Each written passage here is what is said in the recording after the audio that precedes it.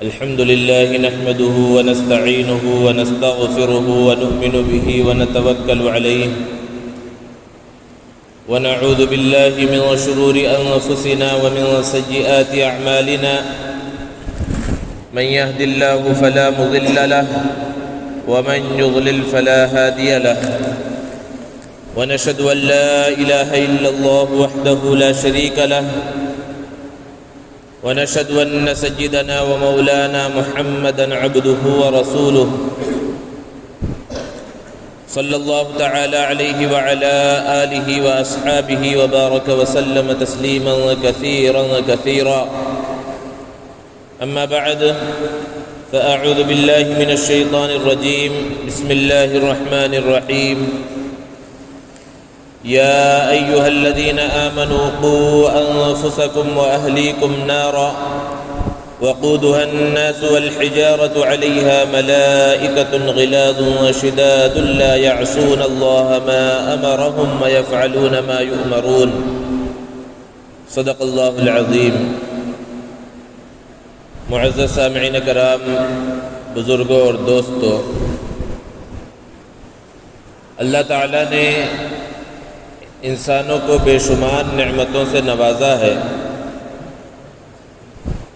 ان نعمتوں میں سے ایک اہم نعمت والدین کی نعمت ہے اور ایک اہم نعمت اولاد کی نعمت ہے.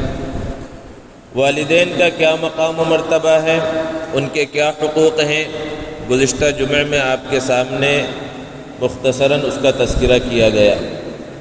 عام طور پر یہ سمجھا جاتا ہے، والدین کے ذہنوں میں یہ بات بیٹھی ہوئی ہے کہ صرف ہمارے ہی حقوق اولاد پر ہیں، اولاد کو ہماری عزت کرنی چاہیے، اولاد ہماری خدمت کرے، ہماری اطاعت کرے، ہماری فرما برداری کرے.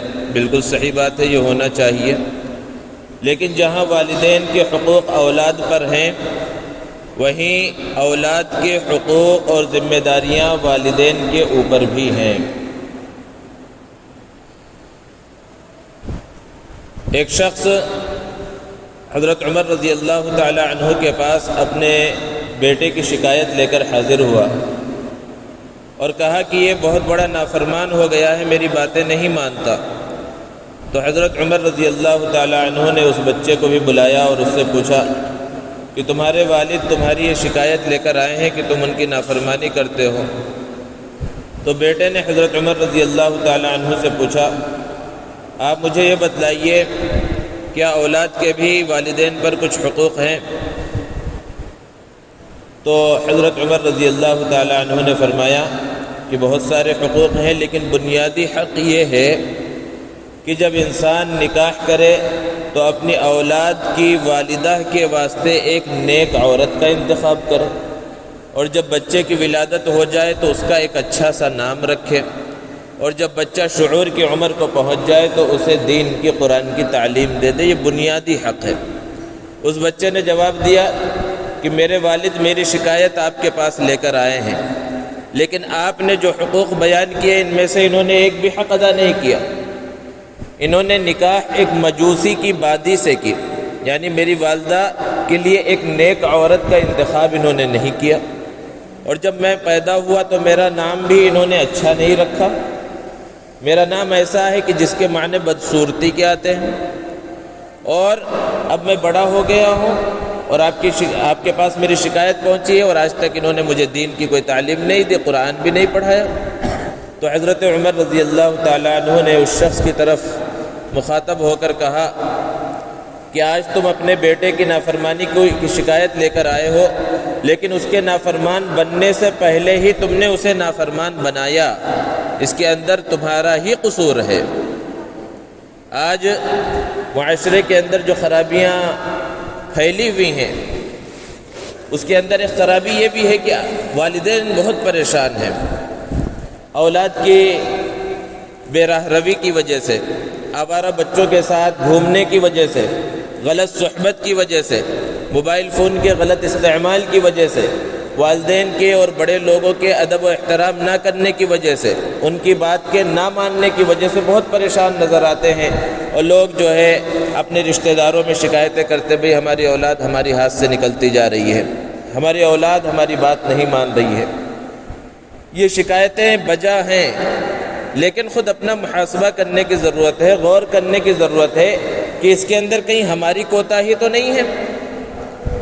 غور کیا جائے تو پتہ چلے گا کہ والدین کی بہت بڑی کوتاہی ہے۔ جب وہ بچہ چھوٹا سا تھا، جب وہ بچہ یا بچی چھوٹی سی تھی، تو اس وقت ماں یہ کہتے ہوئے لوگوں کے سامنے نہیں تھکتی تھی کہ میرے بچی کو دیکھو، ابھی 5 سال عمر ہے، 6 سال عمر ہے، کتنا اچھا ڈانس کر لیتی ہے، کتنے اچھے گانے گا لیتی ہے۔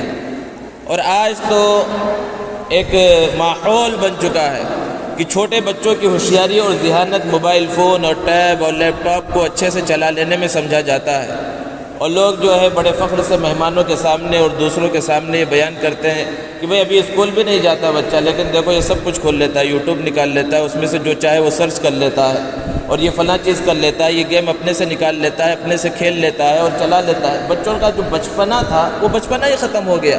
وہ بچپنا تھا کہ کھیلتے کودتے، ان کی صحت بنتی، لیکن وہ موبائل فون ان کے ہاتھ میں بھی دے دیا گیا، وہ کھلونے دے دیے گئے، اور اس کو کامیابی کا زینہ سمجھا جا رہا ہے۔ اور یہی بچے جب بڑے ہوتے ہیں اور پھر والدین کے سر پر سوار ہوتے ہیں تو پھر وہ والدین پریشان نظر آتے ہیں، اور بسا اوقات ان کی زبان سے بد دعائیں نکلنی شروع ہوتی ہیں۔ کبھی تو وہ اپنے آپ کو کوستے، کاش کہ ہم پیدا ہی نہ ہوئے ہوتے، کاش کہ ہم نے شادی ہی نہ کی ہوتی، اور کبھی اولاد کو کوستے ہوئے نظر آتے ہیں۔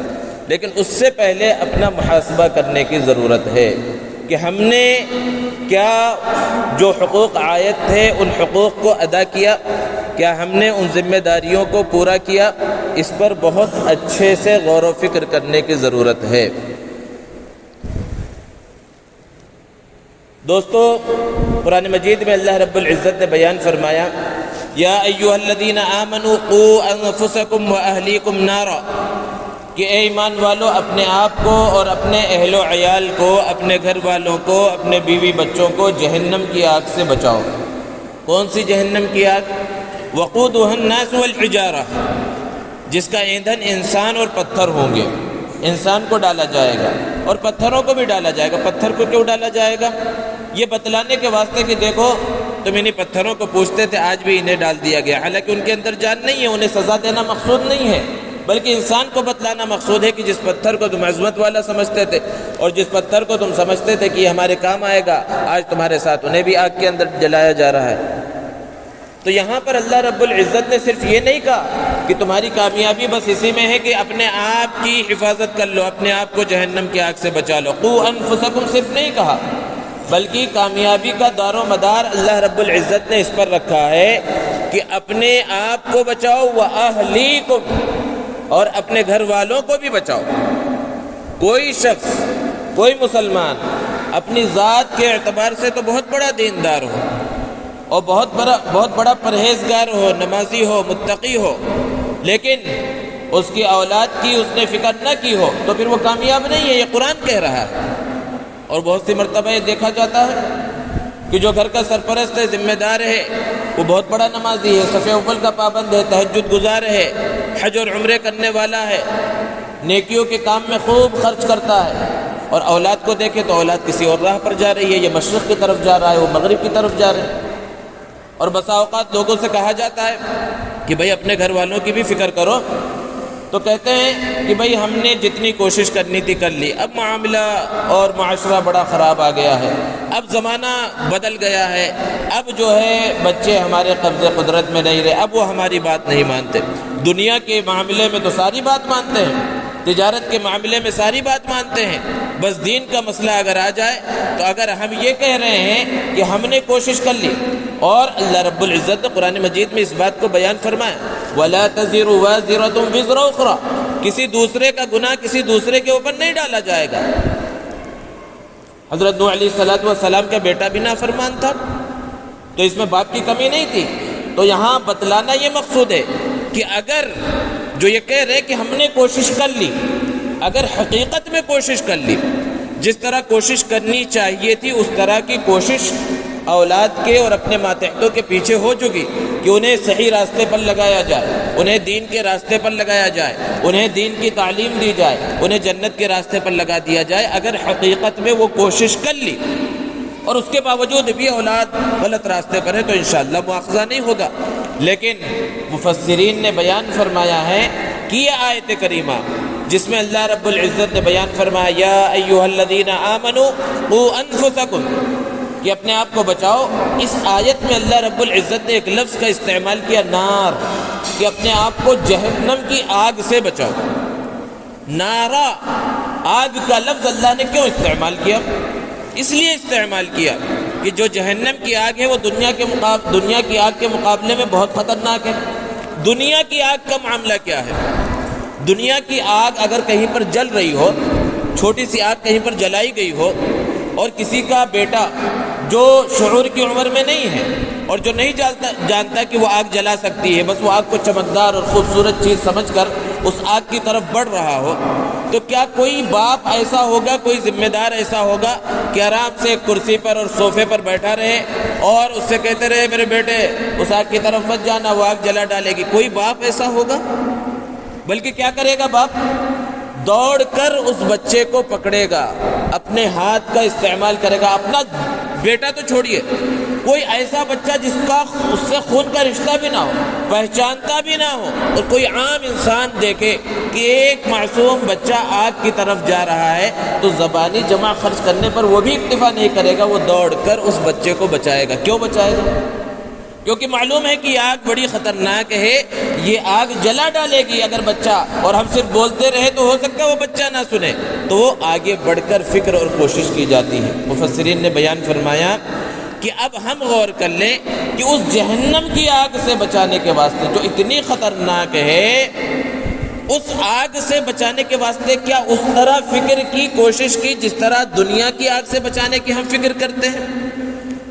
اس پر غور کرنے کی ضرورت ہے۔ اگر اتنی کوشش کر لی ہے تو پھر انشاءاللہ مواخذہ نہیں ہوگا، لیکن اس پر غور کرنے کی ضرورت ہے کہ چھوٹی سی ہم 1-2 روپے کی جو موم بتی ہوتی ہے، بالکل معمولی سی، کبھی لائٹ چلی گئی تو جلانے کے لیے ہم استعمال کرتے ہیں، اس کی لو کیسی ہوتی ہے؟ بالکل ہلکی سی۔ تو دنیا کی آگ کا معاملہ کیا ہے کہ طاقتور سے طاقتور انسان 10 سیکنڈ 20 سیکنڈ تک اپنی انگلی اس لو کے اوپر جو ہلکی سی موم سے جل رہی ہے اس لو کے اوپر بھی نہیں روک سکتا، معلوم ہے کہ جل جائے گا، اس کو برداشت نہیں کر پائے گا۔ تو پھر ہم غور کریں کہ اگر ہم نے اچھے سے آخرت کی تیاری نہ کی تو ہم جہنم کی آگ کا جو اس سے بہت تیز ہے، بہت خطرناک ہے، اس کا سامنا کیسے کریں گے؟ اور ہماری اولاد جس سے ہم دل و جان سے محبت کرتے ہیں اسے آگ میں ڈال دیا جائے گا تو وہ اس کو کس طرح برداشت کرے گی؟ یہ فکر اور سوچ، یہ تڑپ جب پیدا ہوگی تو پھر صحیح انداز میں اولاد کی تربیت کا، اپنے ماتحتوں کی تربیت کا جذبہ پیدا ہوگا۔ تو صرف یہ کہہ لینے سے کام نہیں چلے گا کہ ہم نے تو بہت فکر کی، بہت کوشش کی، اس طرح کی فکر مطلوب ہے، اس طرح کی کوشش مطلوب ہے۔ تو بہرحال جہاں والدین کے حقوق اولاد پر ہیں، ایسے ہی اولاد کے حقوق والدین کے اوپر عائد ہوتے ہیں، اور سب سے پہلا حق جیسا کہ ابھی بیان کیا گیا وہ حق یہی ہے کہ پہلے جب نکاح کے وقت نیک عورت کا انتخاب کیا جائے، اور پھر دوسرا حق جب بچے کی ولادت ہو جائے تو اس کا ایک اچھا سا نام رکھا جائے۔ بہت سے لوگ بولتے ہیں بھائی نام میں کیا رکھا ہے؟ نام میں بہت کچھ رکھا ہے۔ نام کا اثر انسان کی زندگی پر، اس کی ذات کے اوپر پڑتا ہے۔ اللہ کے رسول صلی اللہ علیہ وسلم نے جو پہلے سے جو نام تھے، صحابہ کرام اسلام لاتے رہے تو جن کے نام اچھے تھے، معنی کے اندر خرابی نہیں تھی، ان کے کسی کے نام آپ نے تبدیل نہیں کیے، سب کے نام باقی رکھے۔ لیکن کچھ ایسے نام تھے جس میں کفر اور شرک واضح طور پر پایا جاتا تھا، ان ناموں کو اللہ کے رسول صلی اللہ علیہ وسلم نے تبدیل بھی کیا، اور آپ صلی اللہ علیہ وسلم نے بتایا کہ ناموں میں سب سے اچھے نام عبداللہ اور عبد الرحمن ہے۔ اس کا یہ مطلب نہیں ہے کہ ہر ایک کا نام بس عبداللہ عبد الرحمن رکھا جائے، ایسے نام رکھے جائیں جس میں اللہ کی عبدیت کا، اللہ کی عبادت کا اظہار ہو۔ یہ حضور صلی اللہ علیہ وسلم کے جو نام ہیں ان ناموں میں سے کوئی نام رکھا جائے۔ انبیاء کرام علیہ الصلاۃ کے نام ہیں، ان ناموں میں سے نام رکھے جائیں۔ بچیوں کے نام صحابیات کے ناموں پر رکھے جائیں، نیک خواتین جو گزری ہیں ان کے ناموں پر رکھا جائے۔ پہلے زمانے میں جب بچے کی ولادت ہوتی لوگ ائمہ سے، حفاظ سے، علماء سے نام پوچھتے تھے، اس کا مطلب پوچھتے تھے، لیکن آج زمانہ بدل گیا، ہر چیز میں بولتے ہیں انٹرنیٹ کا زمانہ چل رہا ہے، انٹرنیٹ سے نام جو ہے تلاش کیے جا رہے ہیں، معنی بھی اس کے اندر غلط سلط لکھے ہوتے ہیں اور بہت سی مرتبہ تو ایسے نام رکھ لیے جاتے ہیں کہ اس میں پتہ ہی نہیں چلتا یہ لڑکے کا نام ہے یا لڑکی کا نام ہے، اور بسا اوقات تو مسلمان کا نام ہے یا غیر مسلم کا نام ہے یہ بھی پتہ نہیں چلتا، ویسے ہی نام مسلمانوں کے بھی ہیں اور ویسے ہی نام غیر مسلموں کے بھی رکھے جا رہے ہیں۔ تو اچھے نام رکھے جائیں۔ اب ایک نیا فیشن چل پڑا ہے کہ بھئی ایسا نام ہونا چاہیے جو کسی کا نہ ہو، محلے میں کسی کا نہ ہو، ہمارے خاندان میں کسی کا نہ ہو، رشتہ داروں میں کسی کا نام نہ ہو، کوئی بھی نام اچھے سے اچھا کسی صحابی کا، کسی نبی کا، یا اس کے علاوہ کوئی اچھا خوبصورت اور اچھے معنی والا نام بھی بتلا دیا جائے تو وہ فلاں کا نام ہے، وہ فلاں محلے میں فلاں شخص ہے ان کا نام ہے۔ اب بالکل نئے نام، لیٹسٹ نام چاہیے۔ تو ایک مولانا کے پاس ایک صاحب اسی طرح آئے، بہت سارے نام انہوں نے بتلائے صحابہ کے، نیک لوگوں کے، اولیاء کے، اور اچھے اچھے نام بتلائے، لیکن ہر ایک کے اندر وہ کچھ نہ کچھ اعتراض کرتے رہے، بھئی یہ فلاں کا ہے اور یہ ایسا ہے، یہ پرانا نام ہے، یہ زیادہ چل رہا ہے۔ تو انہوں نے کہا ابو جہل رکھ لو، اب تک کسی نے 1400 سال میں نہیں رکھا ہے۔ ابو لہب رکھ لو، کسی نے نہیں رکھا۔ فرعون رکھ لو، نمرود رکھ لو، کیونکہ یہی نام ہے جو لوگوں نے نہیں رکھے۔ اب یہی جواب دیا جا سکتا ہے۔ تو ناموں کے سلسلے میں اس میں نہیں پڑھنا چاہیے کہ یہ نام بہت پرانے ہیں، اچھے نام کی طرف متوجہ ہونے چاہیے کہ نام اچھا ہو۔ تو اولاد کا ایک حق یہ ہے کہ ان کا اچھا سا نام رکھا جائے۔ اور پھر اولاد جب پیدا ہو گئی، کھانے پینے کی عمر کو پہنچ گئی، تو پھر حرام لقمہ اس کے پیٹ میں نہ جانے پائے۔ یوں تو حرام سے ہمیشہ ہی بچنا ہے، لیکن اولاد کے پیٹ میں حرام کا لقمہ بالکل نہ جائے، اس کی فکر اور کوشش کرنی چاہیے۔ اس سے کیا ہوگا کہ جو نسلیں چلیں گی ان نسلوں کے اندر ایسے لوگ پیدا ہوں گے جو دین اور اسلام کے خادم ہوں گے۔ حضرت عمر رضی اللہ تعالی عنہ کے بارے میں آپ نے بارہا سن رکھا ہے کہ وہ رات میں گشت کرتے تھے۔ انہی کے ہم نام ہیں حضرت عمر ابن عبدالعزیز رحمۃ اللہ علیہ، بارہا ہم ان کے واقعات سنتے ہیں۔ مختصر سا ان کا خلافت کا دور ہے، اور عدل و انصاف اس انداز میں کیا ہے کہ انہیں عمر ثانی، سیکنڈ عمر کا نام دیا جاتا ہے۔ کون تھے، کس خاندان سے تعلق رکھتے تھے، کس خاتون کا انہوں نے دودھ پیا تھا؟ حضرت عمر رضی اللہ تعالی عنہ رات میں گشت کر رہے ہیں، لوگوں کے حالات کا جائزہ لینے کے واسطے گھر کے سامنے سے گزرے تو آواز آئی کہ ایک عورت اپنی بچی سے کہہ رہی ہے کہ پانی، دودھ کے اندر پانی ملا دو اور صبح میں اس کو بیچ دینا۔ تو اس بچی نے کہا، جو نوجوان ہیں، حضرت عمر رضی اللہ تعالی عنہ نے باہر سے اس بات کو سنا کہ کیا آپ نے امیر المؤمنین کا فرمان نہیں سنا کہ چیزوں کے اندر ملاوٹ نہ کی جائے اور دودھ کے اندر پانی ملا کر نہ بیچا جائے؟ کیا آپ نے اس بات کو نہیں سنا ہے؟ تو اس بوڑھی خاتون نے، جو اس کی والدہ تھی، اس نے کہا کہ بھئی امیر المؤمنین یہاں کہاں دیکھ رہے ہیں، تم پانی ملا دو، کس کو کیا پتہ چلے گا؟ تو اس لڑکی نے جواب دیا کہ امیر المؤمنین تو نہیں دیکھ رہے، لیکن امیر المؤمنین کا خدا اس بات کو دیکھ رہا ہے۔ حضرت عمر رضی اللہ تعالی عنہ کو اس لڑکی کی یہ بات بہت پسند آئی، اور اگلے دن اپنے بیٹے کے نکاح کا پیغام اس گھر کے اندر بھیجا، اور پیغام کو قبول کر لیا گیا۔ اس لڑکی کی دینداری کی وجہ سے، حرام سے بچنے کی وجہ سے، حلال کو اپنانے کی وجہ سے حضرت عمر رضی اللہ تعالی عنہ نے اپنے بیٹے کا نکاح کا پیغام وہاں پر بھیجا، اور نکاح ہو گیا۔ اور پھر اس نکاح کی وجہ سے ایک لڑکی کی ولادت اس گھر کے اندر ہوئی، اور پھر وہ جو خاندان چلا، اسی لڑکی کے خاندان میں سے حضرت عمر ابن عبدالعزیز رحمۃ اللہ علیہ کی ولادت بسعادت ہوئی۔ تو حرام سے بچنے اور حلال کمانے اور اولاد کو حلال کھلانے کا جو اثر ہے وہ صرف اپنے ہی اوپر ظاہر نہیں ہوتا، نسلوں کے اوپر اس کے آثار ظاہر ہوتے ہیں، نسلیں نیک بن جاتی ہیں۔ تو حرام سے بچا جائے، حلال کو خود استعمال کیا جائے اور اپنی اولاد کو کھلایا جائے۔ اور پھر جب شعور کی عمر کو پہنچ جائے تو سب سے پہلی چیز، جب بچے کی توتلی زبان کچھ بولنے کے لائق ہو جائے تو سب سے پہلے اللہ کا نام سکھلایا جائے، اللہ کے نبی محمد عربی صلی اللہ علیہ وسلم کا نام اس بچے کو سکھلایا جائے۔ آج حال یہ ہو گیا ہے، کتے بلی اور الاں فلاں پتہ نہیں کن کن چیزوں کے نام بچوں کو سکھلائے جا رہے ہیں، لیکن بچے کو کلمہ پڑھنا نہیں آتا۔ صحابہ کرام رضوان اللہ تعالیٰ علیہ مجمعین خود بیان فرماتے ہیں کہ بچے جب شعور کی عمر کو پہنچ جاتے ہیں، ہم سب سے پہلے لا الہ الا اللہ انہیں سکھلاتے ہیں، انہیں کلمہ طیبہ سکھلایا کرتے تھے۔ اور جب بچے کچھ سمجھنے لگتے ہیں ایسی عمر میں، جب وہ کہانیاں سننا پسند کرتے ہیں، تو ماں باپ اور دادیاں اور نانیاں یہاں وہاں کی بھوتوں کی، بادشاہوں کی اور ان کے قصے بچوں کو سناتے ہیں تاکہ سو جائیں اور جو ہے آرام سے رہے، اور بچے غور سے سنتے ہیں۔ ان سب کہانیوں کے بجائے صحابہ کے واقعات سنائیے، انبیاء کے واقعات، محمد عربی صلی اللہ علیہ وسلم کے واقعات، اولیاء کرام کے واقعات سنائے جائے بچوں کو۔ حضرت سعد بن ابی وقاص رضی اللہ تعالیٰ عنہ فرماتے ہیں کہ ہم اپنے بچوں کو حضور اکرم صلی اللہ علیہ وسلم کے غزوات کے حالات سناتے تھے۔ حضور اکرم صلی اللہ علیہ وسلم کے زمانے میں جو غزوات ہوئے ان واقعات کو سناتے تھے۔ تو یہ ہونا چاہیے کہ صحابہ کے واقعات اور انبیاء کے واقعات اور صحابہ کرام نے جو بہادریاں دکھلائیں اور جس طرح کے کارنامے انجام دیے، کس طرح دین پھیلا، کس طرح اسلام پھیلا، یہ واقعات سکھلائے جائیں، یہ واقعات بچوں کو سنائے جائیں۔ ضروری نہیں کہ ایک بار میں ہی انہیں یاد ہو جائے گا۔ بچے کا جو ذہن ہوتا ہے خالی سلیٹ کی طرح ہے، ایک بالکل وائٹ بورڈ جس طرح استعمال کیا جاتا ہے، بلیک بورڈ کچھ نہیں ہے، اس کے اوپر آپ جو لکھیں گے بس وہی لکھا ہوا دکھائی دے گا۔ تو بچے کا جو دل ہے بالکل خالی سلیٹ ہے، جو اس کے اندر نقش کر دیا جائے گا بچپن میں وہ بچہ اس چیز کو سیکھے گا۔ تو بچے کی توتلی زبان جب بولنے کے لائق ہو جائے، کلمہ اللہ محمد اور یہ ساری چیزیں سکھلائی جائے اور ایسے واقعات بتلائے جائے۔ آج چھوٹے چھوٹے بچوں سے آپ پوچھیے، فلم ایکٹروں کے نام بتائیے، کرکٹروں کے نام بتائیے، وہ جتنا آپ کو نہیں معلوم ہے اس سے زیادہ ہسٹری ان کو معلوم ہوگی، کتنی فلموں میں کام کیا، کتنے میچ کھیلے، کیا کیا کیا، سب بچوں کو معلوم ہے۔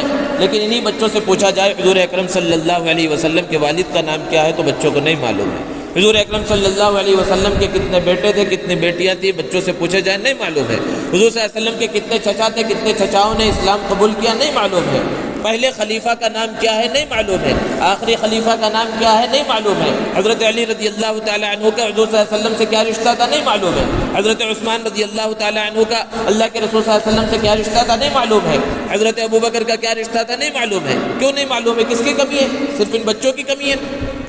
غور کرنے کا مقام ہے کہ یہ ساری چیزیں وہ ہے جو بچوں کو سکھلانے کی ضرورت ہے، اور بچپنے میں یہ ساری چیزیں سکھلانے کی ضرورت ہے۔ اللہ کے رسول صلی اللہ علیہ وسلم نے حدیث مبارکہ کے اندر بیان فرمایا کہ جب بچہ 7 سال کی عمر کو پہنچ جائے تو اسے نماز کی تاکید کرو۔ حالانکہ ہر مسلمان کو معلوم ہے کہ نماز کس پر فرض ہے؟ بالغ پر فرض ہے۔ جو نابالغ ہے اس کے اوپر نماز فرض نہیں، اور 7 سال کی عمر میں بچہ بالغ نہیں ہوتا، لیکن اس کے باوجود اللہ کے رسول صلی اللہ علیہ وسلم نے فرمایا کہ جب بچہ 7 سال کی عمر میں پہنچ جائے تو اسے نماز کے بارے میں ترغیب دو، سختی کرنے کا حکم نہیں دیا۔ اور پھر کہا جب 10 سال کی عمر میں ہو جائے پھر بھی نماز نہ پڑھے تو مارو، یعنی ہلکی سی اسے تنبیہ کرو۔ کیوں؟ بچپنے سے یہ عادت ڈلوانا ہے۔ یہ عادت جب بچے کے اندر بچپن سے پڑے گی، دین کی طرف اس کا رجحان رہے گا۔ اور اگر ہم نے بچپنے میں دین نہیں سکھلایا تو پھر آج جو ماحول ہے کہ تھوڑا سا بچہ بڑا ہوتا ہے اور شعور کی عمر کو پہنچتا ہے، ہم اسکولوں کے اندر ڈال دیتے ہیں، اور تقریباً اسکول کیسے ہیں جہاں پر دینیات وغیرہ کی تعلیم نہیں ہوتی، اور اگر ہم نے اپنے بچوں کو پھر مکاتب وغیرہ سے بھی نہیں جوڑ رکھا ہے تو بچے صرف انگلش سیکھ رہے ہیں اور دوسری چیزیں ہی سیکھ رہے ہیں، تو دین کہاں سیکھیں گے؟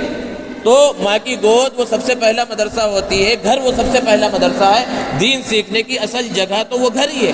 لیکن گھروں کا ماحول اگر ایسا ہو کہ میاں بیوی کے اندر ہی لڑائی ہو رہی ہو، گالم گلوچ چل رہی ہو، تو وہ بچہ جس کو ہم سمجھتے ہیں وہ کچھ نہیں سیکھ رہا۔ حالانکہ اگر بچہ بھی بولنے کی عمر کو نہیں پہنچا، اس کے سامنے بھی جو باتیں کی جاتی ہیں اور جو چیزیں بولی جاتی ہیں وہ بھی اس کے ذہن کے اندر نقش ہوتی ہیں، تو پھر تھوڑا سا بڑا ہو کر وہ بھی گالیاں دیتے ہوئے پھرتا ہے محلے کے اندر، وہ بھی لوگوں کو برا بھلا کہتے ہوئے پھرتا ہے، تو لوگوں کی شکایتیں آتی ہیں تو ہم افسوس کرتے ہیں۔ اب افسوس کیوں کیا جا رہا ہے؟ یہ سب کس سے سیکھا؟ یہ سب بچہ جو کچھ بولے گا کسی نہ کسی سے سیکھ کر ہی بولے گا، کسی نہ کسی سے سن کر بولے گا۔ اب کہاں سن رہا ہے؟ یا تو گھر میں سن رہا ہے، تو پھر اپنے آپ کو سدھارنے کی ضرورت ہے، یا پھر باہر سیکھ رہا ہے، تو باہر ہم نے کیسے لوگوں کی صحبت میں رکھا؟ بچے کی صحبت بھی بہت ضروری ہے کہ صحبت کیسی ہونی چاہیے۔ نیک لوگوں کی صحبت کے اندر بچے کو رکھا جائے۔ اگر صحبت اچھی نہیں ہوگی، آوارہ لوگوں کے ساتھ، آوارہ بچوں کے ساتھ گھومے گا تو وہ بچہ بھی آوارہ بن جائے گا۔ صحبت کا بہت بڑا اثر پڑتا ہے۔ مولانا رومی رحمۃ اللہ علیہ نے ایک واقعہ لکھا ہے کہ ایک شخص جنگل میں گیا اور شیر کا ایک چھوٹا سا بچہ تھا، بالکل بچہ ہی تھا، بچپنے میں تھا، اس کو پکڑ کر لایا اور بکریوں کے ریوڑ میں چھوڑ دیا۔ بکریوں کے ساتھ وہ شیر کا بچہ بڑا ہونے لگا۔ ہمیشہ صبح شام وہ بکریوں کو دیکھ رہا ہے، اور بکری کی صفت کیا ہے؟ معصوم مسکین جانور ہے، بزدل جانور ہوتی ہے بکری، اس کے اندر جو ہے کسی پر حملہ کرنے کی صلاحیت نہیں ہوتی، تو انہی کے ساتھ جو ہے وہ بھی اس کے اندر بھی وہی بزدلی آ گئی، وہ بھی اپنے آپ کو بکری ہی سمجھنے لگا۔ اب ایک مرتبہ دریا کے پاس سے گزرا اور پانی پینے کے واسطے جب دریا کے اندر منہ ڈالا تو اس کے اندر اس کی شکل نظر آئی کہ یہ میری شکل تو بالکل الگ ہے ان سے، اور میں تو شیر ہوں۔ اور جیسے ہی اسے پتہ چلا کہ میں تو شیر ہوں، بس وہ بکریوں کے ریوڑ کے اندر اس نے تباہی مچا دی۔ تو جب تک اسے پتہ ہی نہیں چلا تھا، بکریوں کی صحبت میں رہ رہا تھا، تو وہی صفات اس کے اندر پیدا ہو گئی تھی۔ تو صفات پیدا ہوتی ہے صحبت کی وجہ سے، اس لیے صحبت کو بھی کہ کس کے ساتھ بچہ رہ رہا ہے اس کی فکر بھی ماں باپ کو کرنے کی ضرورت ہے۔ اسی طرح کا اور ایک واقعہ لکھا کہ ایک شہزادے کی تربیت کے واسطے بادشاہ نے گھر کے اندر خواتین کو متعین کر دیا اور اس کی خدمت ہو رہی ہے، انہی کے اندر وہ پلا بڑھا اور انہی میں وہ جوانی کی عمر کو پہنچ گیا۔ ہر طرف عورتیں اسے گھیرے رکھی ہیں کہ محل کے اندر ایک سانپ نکل آیا۔ اب وہ جو گھر کی خواتین تھی، خادمائیں تھیں، ان لوگوں نے چلانا شروع کیا، کسی مرد کو بلاؤ، کسی مرد کو بلاؤ۔ یہ شہزادہ بھی چلا رہا ہے، کسی مرد کو بلاؤ۔ تو کسی کام کرنے والی خادمہ نے کہا حضرت آپ بھی تو مرد ہیں، آپ بھی کوشش کر لیں۔ تو اس نے کہا اچھا۔ تو پھر اس نے جو ہے لاٹھی اٹھائی اور سانپ کو مارنے کے واسطے دوڑا۔ تو یہ کیا ہوا کہ مستقل وہ عورتوں کے ساتھ رہ رہا تھا تو وہ سمجھ رہا تھا میں بھی عورت ہوں۔ تو جس کے ساتھ انسان مستقل رہتا ہے اس کی صفت اس کے اندر پیدا ہو جاتی ہے۔ اس لیے اپنے بچوں کی فکر بہت زیادہ اس اعتبار سے بھی کرنے کی ضرورت ہے کہ ہم انہیں غلط صحبتوں سے بچانے کی فکر کریں۔ آج ہر طرف یہ شکایتیں ہیں، وہ حیدرآباد ہو یا کوئی سا بھی علاقہ ہو، کہ جو بھی مسلمانوں کے علاقے ہیں ان مسلمانوں کے علاقوں میں رات میں 1-1 بجے 2-2 بجے اور 3-3 بجے تک جو ہے چبوتروں کے اوپر نوجوان بیٹھے رہتے ہیں، آوارہ گردی کرتے رہتے ہیں۔ اور جو غیر مسلموں کے علاقے ہیں یہ بات مستقل لوگ کہہ رہے ہیں، اور بہت سے علاقے تو ایسے ہیں کہ پولیس اسٹیشنوں میں مساجد کی کمیٹیوں کو یا بڑے حضرات جو علاقے کے اندر معتبر مانے جاتے ہیں انہیں بلا کر تنبیہ بھی کر رہے ہیں کہ بھئی اپنے علاقے کے بچوں کو سمجھائیے۔ یہ کیوں ہو رہا ہے کہ بچپن سے ہم نے ان کی فکر نہیں کی۔ وہ چبوتروں پہ بیٹھ کر وہاں سے خواتین گزر رہی ہیں، یا کوئی ضعیف گزر رہا ہے، کوئی کمزور یا کوئی معذور گزر رہا ہے تو اس کا ہنسی مذاق اڑا رہے ہیں۔ خواتین گزر رہی ہیں، لڑکیاں گزر رہی ہیں تو ان کا گزرنا محال ہو جا رہا ہے۔ وہ راستے بدل رہے کہ وہاں پر آوارہ کتے ملیں گے۔ اس انداز میں جو ہے مسلمانوں کا معاشرہ ہو گیا۔ اس کے ذمہ دار کون ہیں؟ ہر شخص ذمہ دار ہے۔ اللہ کے رسول صلی اللہ علیہ وسلم نے فرمایا ہے کلکم راعٍ، تم میں سے ہر شخص ذمہ دار ہے، وکلکم مسئول عن رعیتہ، اور ذمہ داری کا یہ مطلب نہیں ہے بس ذمہ دار ہے، ہر شخص سے اس کے ماتحتوں کے بارے میں سوال ہوگا۔ جس کے ماتحت جتنے بھی لوگ ہیں ہر ایک کے بارے میں اس سے قیامت کے دن پوچھ گچھ کی جائے گی۔ اس لیے اس بات کی خاص ضرورت ہے اور فکر کرنے کی ضرورت ہے۔ اب بچے تھوڑے سے بڑے ہو گئے، بچوں کے ہاتھ میں موبائل وغیرہ دے دیا گیا ہے۔ عام طور پر والدین یہ سمجھ رہے ہوں چونکہ ہو سکتا ہے کہ انہوں نے بہت زیادہ موبائل وغیرہ استعمال نہیں کیا، پہلے ٹی وی کی برائیاں اور یہ سب بیان کیے جاتے تھے لیکن وہ تو بہت کم درجے کی ہو گئی، یعنی اس کے اندر اتنی برائیاں تھیں نہیں جتنی برائیوں کے اندر انسان موبائل اور لیپ ٹاپ اور ان سب چیزوں کے ذریعے پہنچ سکتا ہے۔ تو پھر والدین کی ذمہ داری یہ بھی ہے کہ جن بچوں کے پاس ہم نے تعلیم کے نام پر یا کسی اور نام پر موبائل فون ان کے حوالے کر رکھا ہے ان کی بھی نگرانی کرتے رہے، اچانک ان کے موبائل فون کو چیک کریں اور تنہائی کے اندر موبائل وغیرہ استعمال کرنے سے روکیں۔ یہ ساری چیزیں آج کے زمانے میں اولاد کو صحیح راستے پر بچانے کے واسطے، الحاد اور گمراہی اور بے حیائی اور فحاشی سے بچانے کے واسطے یہ ہر فرد کی ضرورت ہے۔ اور اگر ہم نے کوشش نہ کی تو جس طرح آج ہم شکایتیں کر رہے ہیں معاشرے کے خراب ہونے کی، جیسے جیسے زمانہ آگے بڑھے گا یہ معاشرہ اور خرابی کی طرف بڑھتا چلا جائے گا اگر ہم نے ابھی سے فکر کرنے کی کوشش نہ کی۔ اس لیے اللہ رب العزت سے دعا ہے اللہ تبارک و تعالی ہم سب کو اپنی اپنی ذمہ داریاں اپنے اپنے دائرے میں رہتے ہوئے ادا کرنے کی توفیق عطا فرمائے۔ وآخر دعوانا الحمد للہ رب العالمین۔